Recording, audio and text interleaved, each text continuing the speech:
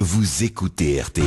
RTL vous en parle déjà. Rémi Sulman. 8h16, bonjour Rémi. Bonjour Yves, bonjour à tous. Alors ce matin Rémi, vous nous parlez déjà d'une révolution numérique qui pourrait nous permettre demain de nous passer des banques ou bien d'acheter une maison sans notaire, bref de faire sans ces intermédiaires. Cette énorme révolution qui pourrait bouleverser nos vies porte un nom, la blockchain. Oui, vous vous souvenez Yves de la première fois que vous avez entendu le mot Internet? Oui. Eh bien, vous vous souviendrez de la première fois que vous avez entendu le mot blockchain, la chaîne de blocs en français.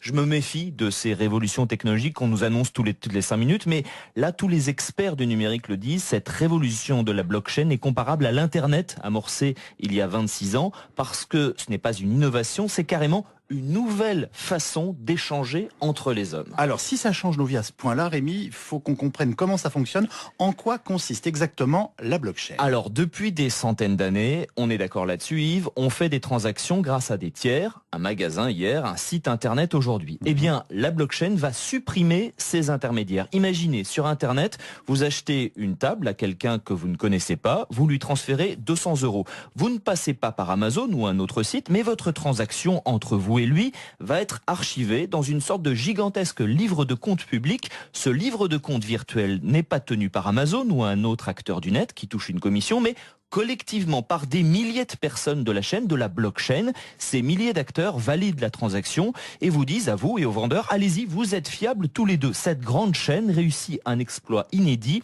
créer de la confiance entre deux inconnus sans intermédiaire. Mais attendez, si ce registre est public, n'importe quel petit malin peut en modifier les données. Alors non, aucun acteur ne détient ou n'a accès à la totalité de ce livre de compte. En fait, cette blockchain, c'est comme un immense puzzle qui est découpé, disséminé sur des milliers de serveurs. La preuve que vous avez payé ces 200 € contre une table reste dans la blockchain.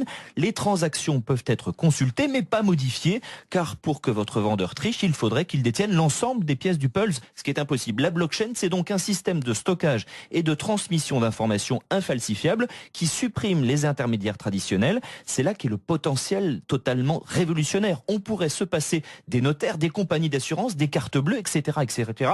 Le champ d'application est infini. Vous êtes donc en train de nous dire que les banques qu'on connaît peuvent disparaître et que Google peut lui aussi disparaître. Alors je vous annonce la mort de personne, moi. Mais ces acteurs ont effectivement du souci à se faire et ils cherchent déjà la parade, car certaines expérimentations de blockchain existent. Dans certains pays pauvres, on utilise par exemple le système pour établir des cadastres. La blockchain pourrait vraiment commencer à changer nos vies dans 10 ans. On va effectivement vers une nouvelle forme d'économie qui peut contourner les géants de la Silicon Valley, prédit Gilles Babinet, un des experts français du numérique les plus pointus. C'est la première fois où on a une technologie qui est, entre guillemets, anticapitaliste. C'est-à-dire, tout le monde est détenteur de la technologie et il n'y a plus d'hommes intermédiaires. C'est-à-dire que quand j'utilise Uber, j'enrichis Uber. J'enrichis pas uniquement le taxi qui me conduit. Et là, on peut faire un Uber sans Uber. C'est-à-dire que 100% de l'argent que je vais donner va aller au taxi. Et ça, c'est quelque chose qui est révolutionnaire. On pourrait donc voir une flotte de taxis, Yves, sans Uber et sans entreprise. C'est révolutionnaire au point que Gilles Babinet pense, avec bien d'autres, que l'inventeur anonyme de la blockchain devrait recevoir le prix Nobel. C'est cette technologie qui a permis la création notamment de la monnaie virtuelle Bitcoins. Certains économistes dans le Wall Street Journal ont écrit que depuis 5 siècles, depuis l'invention des banques, la blockchain constitue l'innovation économique la plus importante. Et vous savez, le Wall Street Journal débloque et se déchaîne assez rarement. En tout cas, on va suivre ça d'extrêmement près. Vous étiez le premier, une fois de plus, à nous en parler.